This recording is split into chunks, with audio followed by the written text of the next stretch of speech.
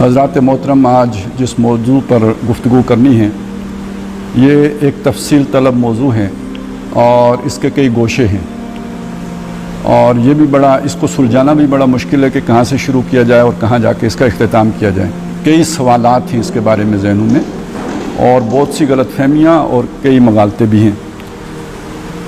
اور چونکہ اب موقع بنا تو میں نے ہی درخواست کی عبدالقیوم بھائی سے کہ پھر ہم اسے ذرا تفصیل سے کر لیتے ہیں، بجائے اس کے کہ کسی ایک نشست میں ختم کرنے کی کوشش میں مزید کوئی ابہام چھوڑ دیں۔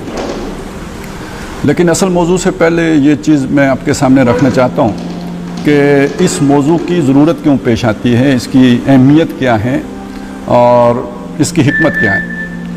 پہلی بات یہ سب جان لیجئے کہ جو ہم ہیں یعنی مسلمان، جنہیں ہم امت مسلمہ کہتے ہیں، اور ہم یہ سمجھتے ہیں کہ ہم بہترین امت ہیں کیونکہ قرآن مجید نے ہمیں بہترین امت کہا ہے، کنتم خیر امت اخرجت للناس تأمرون بالمعروف وتنہون عن المنکر۔ تو اب سوچنے کی بات یہ ہے کہ ہم اس طرح بہترین ہیں جیسے برہمن اپنے آپ کو بہترین سمجھتا ہے۔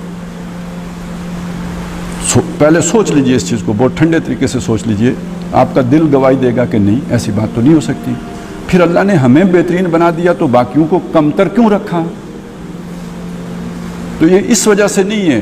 کہ ہمیں کوئی اسپیشل اللہ نے ہمیں پیدا کیا، بلکہ ہمیں ایک اسپیشل ڈیوٹی تفویض کی ہے جس کی وجہ سے ہمیں اللہ نے خیر امت قرار دیا ہے۔ اور وہ جو اسپیشل ڈیوٹی ہے وہ کیا ہے؟ وہ یہ ہے کہ محمد الرسول اللہ کو جو پیغام اللہ نے دیا تھا وہ اس پیغام کے تم امین ہو، اور وہ پیغام اب باقی جہان والوں تک پہنچانا تمہاری ذمہ داری ہے۔ تو وہ پیغام جو ہے جو محمد الرسول اللہ صلی اللہ علیہ وسلم تک آیا، اس کے تم کسٹوڈین ہو، اس کے تم امین ہو، باقی جہان والوں تک پہنچانے کی ذمہ داری تمہارے اوپر ہے، اور تم یہ کام کرو گے تو بہترین ہو۔ اور خود بخود اس کے اندر سے پھر یہ مطلب نکل آیا کہ اگر تم یہ نہیں کرو گے تو تم سے پھر گھٹیا کوئی نہیں۔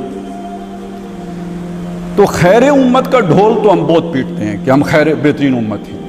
لیکن جس ذمہ داری کی وجہ سے بہترین بنایا گیا اس کی ہمیں خبر نہیں ہے، اس کی چنتا بھی نہیں ہے، اس کی کوئی پریشانی بھی نہیں ہے۔ تو اس پہلی بات تو یہ سمجھ لیں کہ ہماری حیثیت کیا ہے۔ ہماری حیثیت یہ ہے کہ جو کام پہلے نبی کیا کرتے تھے، ختم نبوت کے بعد اللہ نے اس پیغام کو محفوظ کر کے جو تا صبح قیامت تک کے لیے ہے، اب اس پیغام کا کسٹوڈین ہمیں بنایا ہے، اور یہ ذمہ داری وہ ذمہ داری ہے کہ جس پہ نبیوں کی بھی چیخیں نکل جاتی تھی۔ یہ کوئی معمولی ذمہ داری نہیں ہے، اس میں جان جاتی ہے، اس میں ہڈیاں ٹوٹتی ہیں، اس میں سرما بنتا ہے، اس میں اپنے بیگانے سارے دشمن بنتے ہیں، اپنے بھی خفا مجھ سے بیگانے بھی ناخوش۔ جب پہلی دفعہ حضور صلی اللہ علیہ وسلم کے پاس پیغام آیا تھا، اور ورقہ ابن نوفل کے پاس جب لے کے گئی تھی حضرت خدیجہ رضی اللہ تعالیٰ عنہ، تو اس وقت انہوں نے کہہ دیا تھا حضرت ورقہ نے کہ کاش کہ میں اس وقت تک زندہ رہوں کہ جب تمہاری قوم تمہیں یہاں سے نکال دے گی اور میں اس وقت تمہاری مدد کروں۔ تو حضور نے حیران ہو کے پوچھا، میری قوم مجھے نکال دے گی؟ مجھ سے اتنی محبت کرتے ہیں، مجھے صادق امین کہتے ہیں، مجھے نکال دیں گے؟ فرمایا ہاں، یہ پیغام جس کے پاس بھی آیا ہے اس کی قوم اس کی دشمن بن گئی۔ تو اس پیغام کے کسٹوڈین ہیں آپ، اس کی پرواہ کرنی ہے، اس کی چنتا کرنی ہے، اس کی فکر کرنی ہے۔ ہاں، وہ کام کریں بہترین ہے، اور وہ کام نہیں کریں تو پھر نہیں کر رہے نا، تو آج یہودی بھی ہم سے بہتر ہیں، آج عیسائی بھی ہم سے بہتر ہیں، ہندو بھی ہم سے بہتر ہیں، پوری دنیا میں مسلمانوں کی ٹھکائی ہو رہی ہے۔ تو سبب یہ ہے، وہ زمانے میں معزز تھے مسلمان ہو کر اور تم خار ہوئے تارک قرآن ہو کر۔ تو پہلی بات اس ذمہ داری کو سمجھے جو ہمارے اوپر ہے۔ دوسری بات، اس پیغام کا لب لباب کیا ہے؟ 7 ارب انسان نمازی ہو جائیں، 7 ارب انسان کلمہ گو ہو جائیں ویسے جیسے ہم ہیں، 7 ارب انسان داڑیاں رکھ لیں، 7 ارب انسان حج کرنے کو چل پڑیں، یہ سارا کچھ بھی ہے۔ یہ میں نہیں کہتا کہ یہ نہیں ہے، لیکن اس سے بہت بڑا ہے۔ وہ جسے کہتے ہیں نا ہاتھی کے پاؤں میں سب کا پاؤں، جو سب سے بڑی بات ہے وہ کیا ہے کہ محمد الرسول اللہ کو اللہ نے بھیجا ایک کامل دین دے کر،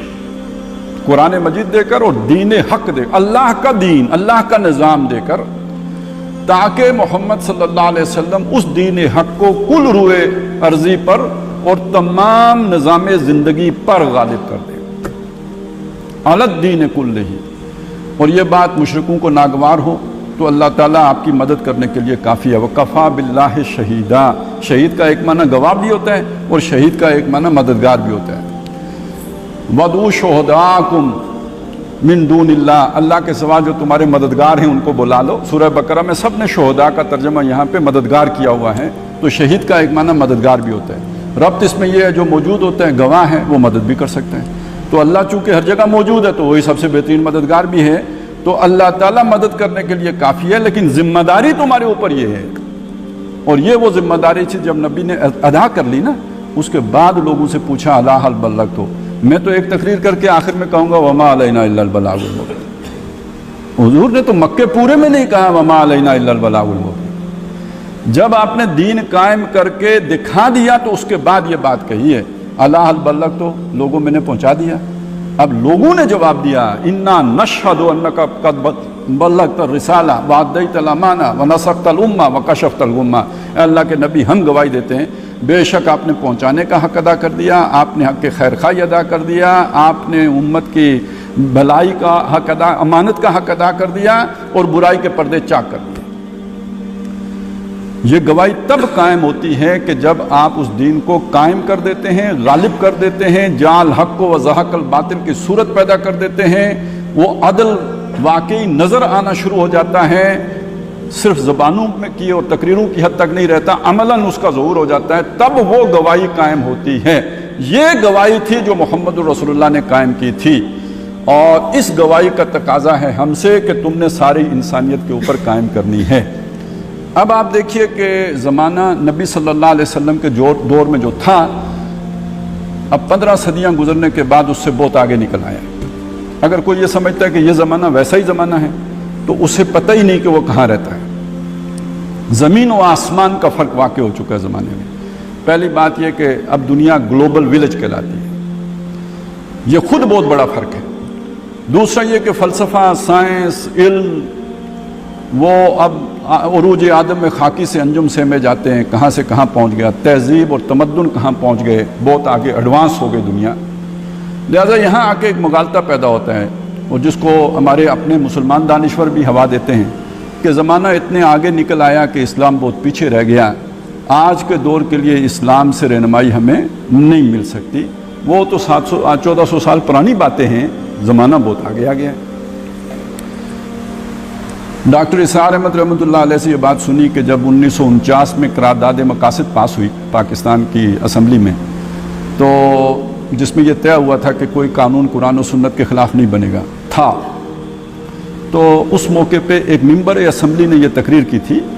کہ آج ہم مہذب دنیا کو منہ دکھانے کے قابل نہیں رہے ہیں کہ اس دور میں بھی کچھ لوگ، ایک ملک ہے جو کہتا ہے ہم 1500-1400 سال پچھلے جو رہنمائی ہے اس کے مطابق قانون سازی کریں گے، اس سے آگے نہیں بڑھیں گے۔ تو یہ مغالطے تو خود اپنوں کو ہیں کہ آج اسلام قابل عمل کم از کم ریاست کی سطح پر نہیں ہے۔ بہت سے دانشور ہیں جو کہتے ہیں ریاست کا کوئی مذہب نہیں ہوتا، یہ چیز ہے جو پھیلائی جاتی ہے۔ تو بہرحال پہلی بات تو یہ ہے کہ یہ بھی ایک مغالطہ ہے، لوگ سمجھتے ہیں کہ آج کے دور کے اعتبار سے دین بہت پیچھے ہے، زمانہ بہت آگے آ چکا ہے، اور آج کے زمانے کا حل کسی مذہب کے پاس نہیں ہے، انسان اپنی عقل سے اس کا حل خود نکالے گا۔ معاشی نظام کیا ہو انسان سوچے گا، سماجی نظام کیا ہو انسان سوچے گا، سیاسی نظام کیا ہو انسان سوچے گا، جو انسان سوچے گا وہی ٹھیک ہوگا۔ اللہ نے جو سوچ کے دیا تھا وہ 14 صدیاں پرانا ہو گیا، آج کے دور کے لیے قابل عمل نہیں ہے۔ اب اس کے مقابلے میں ایک دوسری سوچ ہے کہ جتنا وہ تب قابل عمل تھا اتنا ہی آج بھی قابل عمل ہے۔ ابھی یہ دعویٰ ہے، اس کو ہم بعد میں ثابت کریں گے، ابھی میں صرف آپ کو ایک دعویٰ سنا رہا ہوں۔ وہ دعویٰ یہ ہے کہ آج بھی اسلام اسی طرح قابل عمل ہے کہ جتنا کہ پہلے تھا، اور جو جن مسائل سے دنیا دوچار ہے اور جن مسئلوں میں دنیا نقصان اٹھاتی ہے، ٹھوکریں کھاتی ہے، ماریں کھاتی ہے، ان مسئلوں کا حل اصل میں ہمارے پاس ہے۔ مثلا دنیا ڈارک ایج میں تھی، جیسے کہتے ہیں ویسٹ، خاص طور پہ یورپ کے بارے میں کہتے ہیں ڈارک ایج میں تھا، وہ انلائٹنمنٹ تحریک کے نتیجے میں، رینائنسنس مومنٹ کے نتیجے میں وہ ڈارک ایج سے نکل کے روشن دور میں آئے۔ اب جب وہ روشن دور میں آئے تو جو انقلاب آیا اس میں 1.5 کروڑ سے زیادہ لوگ مرے، 1.5 کروڑ سے زیادہ لوگ مرے، اور اب تقریباً سمجھے 200 سال کے لگ بھگ ہونے کو آ گئے ہیں، یا چلیں 250 سال تو ہو ہی گئے ہیں، لیکن ابھی بھی اگر آپ کسی بڑے سے بڑے ڈیموکریٹ سے پوچھیں گے نا تو کہیں گا والٹیئر اور روسو والی جمہوریت تو ابھی نہیں آئی ہے، چلے چلو کہ وہ منزل ابھی نہیں آئی، اس کی طرف سفر جاری ہے